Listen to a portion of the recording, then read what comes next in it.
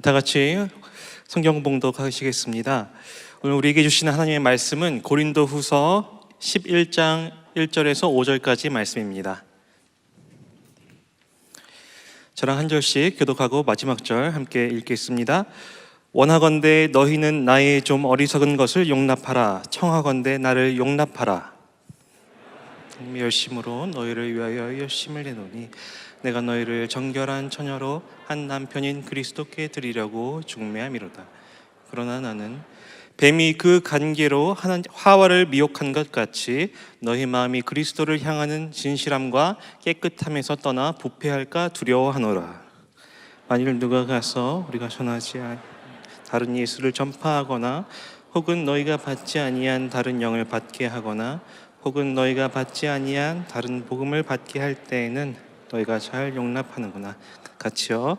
나는 지극히 크다는 사도들보다 부족한 것이 조금도 없는 줄을 생각하노라. 아멘. 한번 기도하시겠습니다. 하나님 아버지, 오직 예수라는 제목으로 오늘 말씀 나눌 때에 이 말씀을 통해 우리에게 거짓의 영에 속한 것과 참 진리이신 예수 그리스도의 영에 속한 것을 분별할 수 있는 지혜를 주시길 원합니다. 성령으로부터 오지 않은 생각들을 물리치고 오직 예수님을 더욱 선명하게 붙잡을 수 있도록 도와주옵소서. 성령께서 우리를 말씀 가운데 밝히 인도하여 주시길 의탁하옵고 예수님 이름으로 기도합니다. 아멘. 안녕하세요. 우리 청년들이 꽤 오랜 시간 기도하고 있을 기도 제목 가운데 빠지지 않는 것, 배우자 기도입니다. 저도 우리 청년부 여러분들이 하루빨리 좋은 믿음의 배우자를 만나서 좋은 믿음의 가정을 이루고 인생에서 하나님께서 결혼을 통해 주시는 또 다른 멋진 여정을 펼쳐나갈 수 있기를 진심으로 기도하고 있습니다. 그리고 한편으로는 여러분이 여러분의 신앙 공동체인 우리 교회 안에서 짝을 만날 수 있다면 참 좋을 것 같은데 하는 생각을 하곤 합니다. 여러분들 안 그러시겠습니까? 그러나 쉽지 않은 거 압니다. 교회 안에서 쓸 수 있는 총알이 몇 개 없으니까요. 신중에 신중을 기하면서 이 총알을 아껴놓고 있는 분들이 많이 있을 겁니다. 저도 이제 제 주변의 청년들 중간에서 다리를 좀 놔주려고 나름 노력합니다. 저는 우리 청년들 위해서 함께 배우자 기도도 하지만 저도 행동으로 우리 청년들을 도와야겠다는 생각에 저는 진짜 여러분이 되도록 이 사랑의 교회라는 같은 신앙의 색채를 가진 공동체 안에서 만났으면 해서 자꾸 이렇게 신앙 안에서 연결해 주려고 하는데 이게 참 쉽지 않더라고요. 잘못하면 아니 목사님이 나를 이 정도로밖에 안 본단 말이야? 내가 어떤 사람인데 이런 소리를 듣거든요.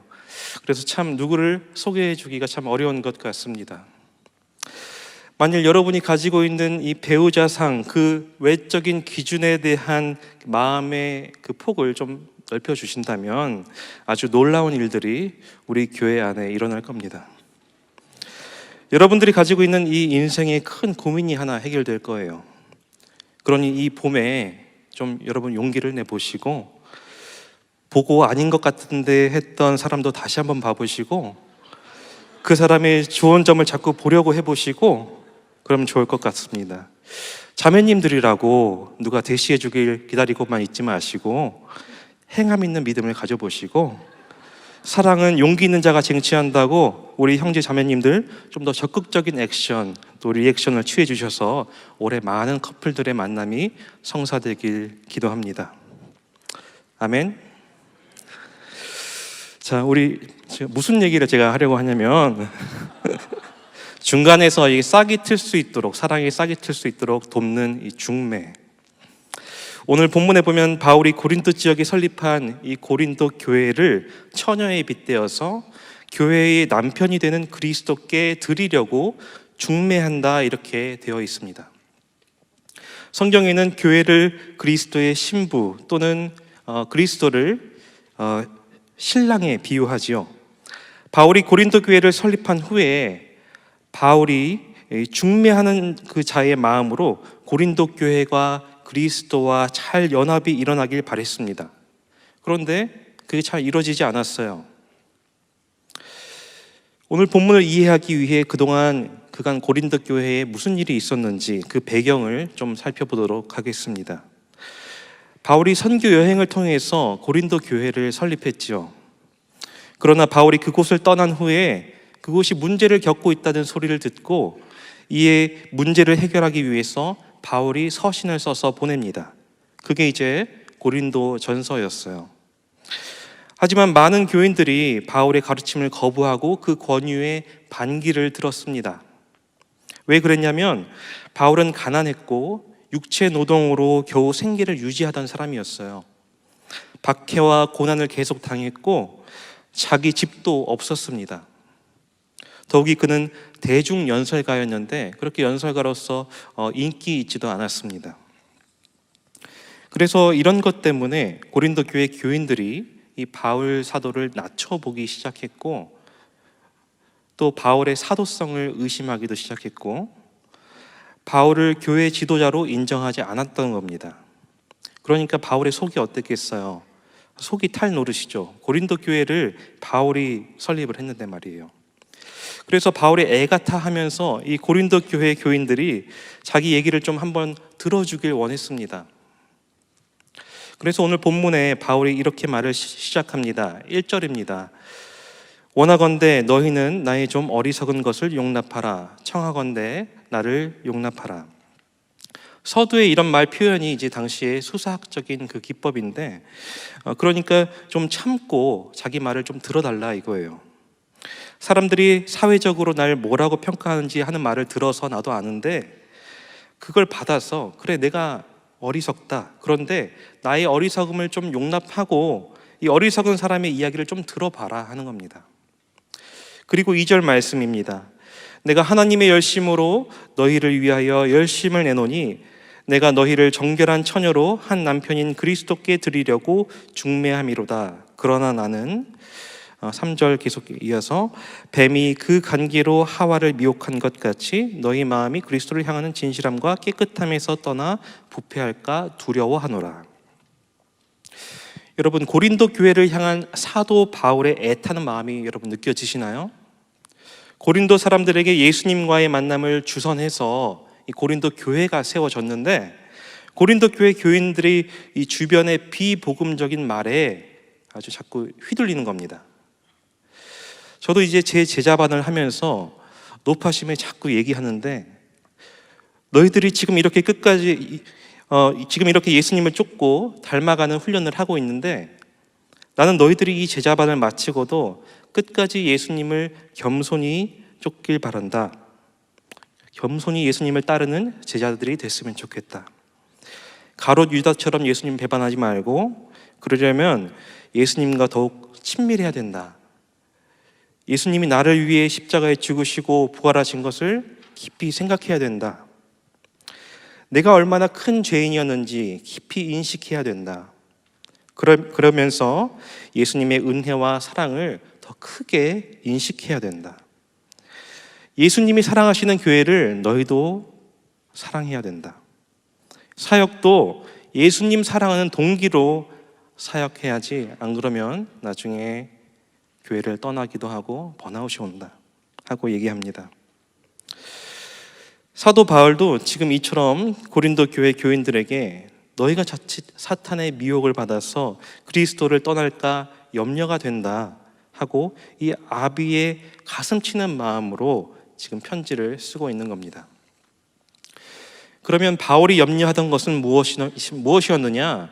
그게 이제 4절에 나오는 내용 때문이었던 거죠.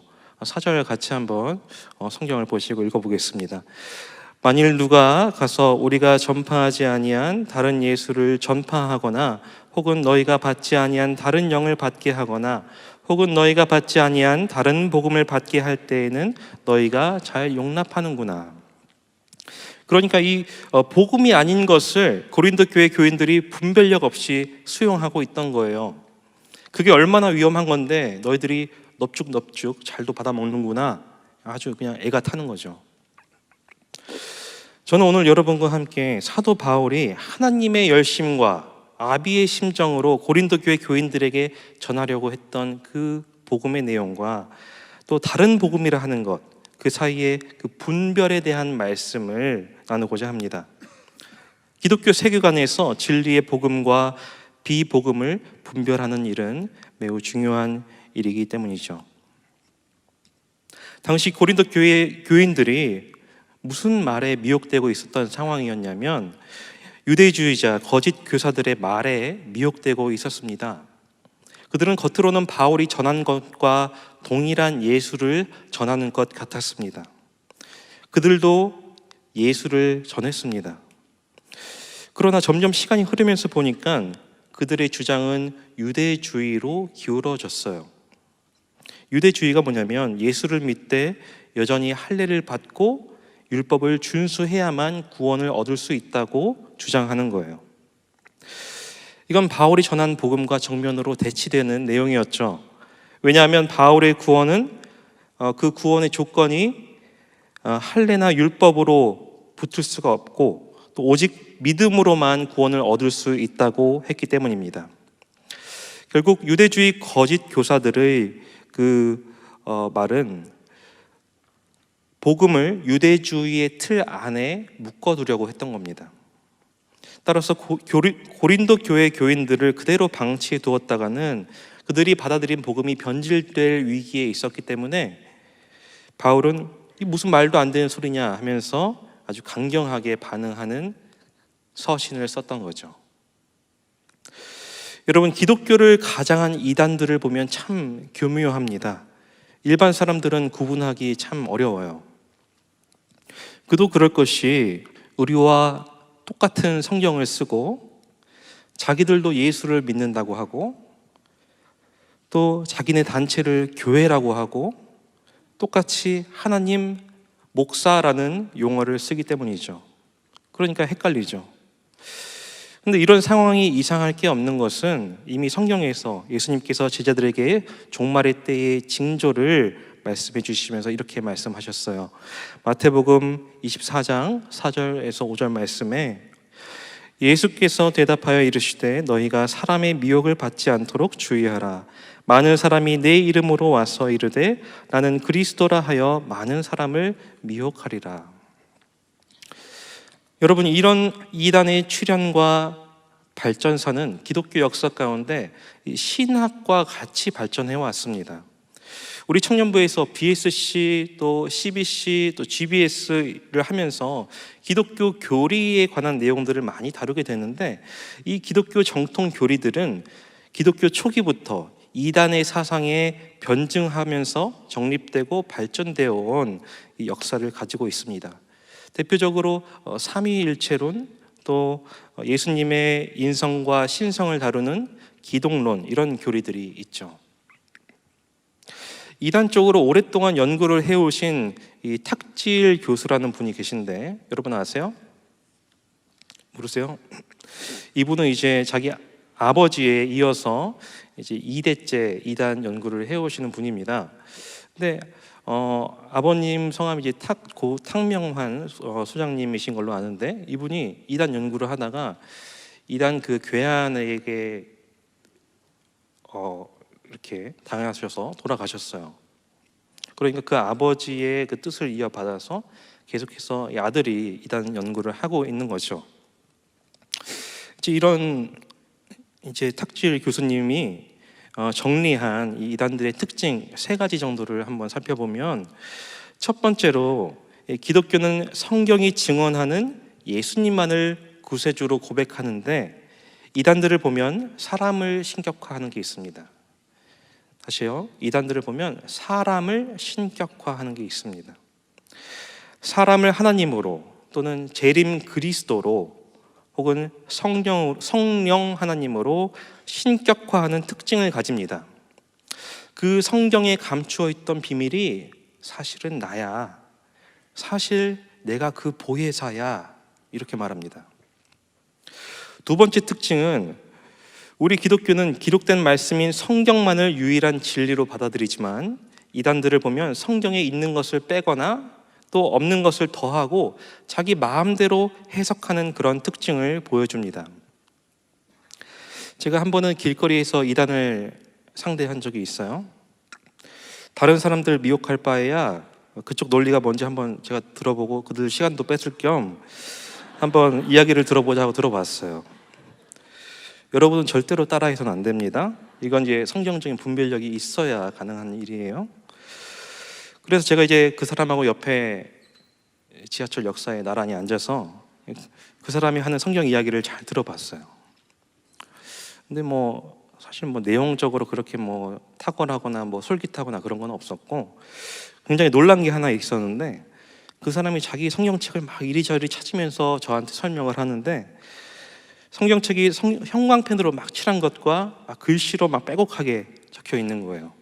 그걸 보면서 야, 이단들이 성경 공부 이렇게 열심히 하는구나, 이렇게 무섭게 하는구나, 제가 그거 보면서 그 사람들의 열심에 감탄을 한 적이 있습니다. 아무튼 간에 그 이단분과의 만남은 제가 이제 오히려 역으로 그분에게 이 성경을 잘 풀어주고 헤어졌습니다. 이렇게 이단들은 자기들의 그 주장에 끼워 맞추기 식으로 성경 구절들을 가져와서 사용합니다. 여러분이 이런 이단들의 설명이 잘못되었다는 것을 분별할 수 있는 방법 중에 하나가 있는데, 그게 뭐냐면, 그것은 성경 말씀을 볼 때 성경을 한 구절씩 보지 말고 문맥을 통으로 보는 겁니다. 그러니까 어떤 문맥 가운데 이 구절이 쓰여졌는지, 이것을 보면은 이단의 성경 해석에 빠질 위험성을 줄일 수 있습니다.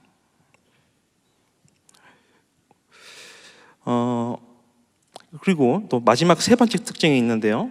우리는 이제 복음을 전할 때 예수님을 믿으세요, 가까운 교회 가서 신앙생활 하세요 라고 이렇게 전도하는데, 이단들은 대부분 자기네 단체로 와야지 거기 구원이 있다 이렇게 얘기를 합니다.